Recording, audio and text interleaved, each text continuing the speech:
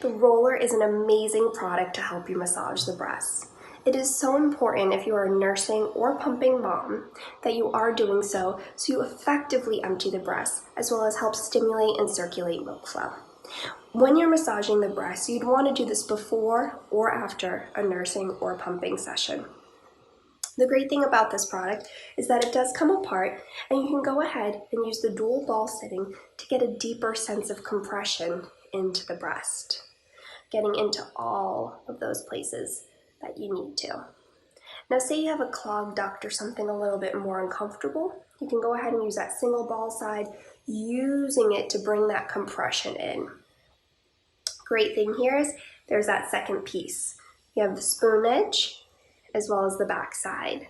So the spoon edge, you can go ahead and use it to bring that hind milk forward. You can also use it to go ahead and lift and get into those places under the breast that might be a little bit more complicated.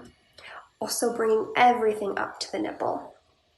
And then you have that back edge. So say you want to go ahead and use it the same way to massage as you did the dual balls or the single ball, but you don't want as much of a compression. This will go a little bit lighter.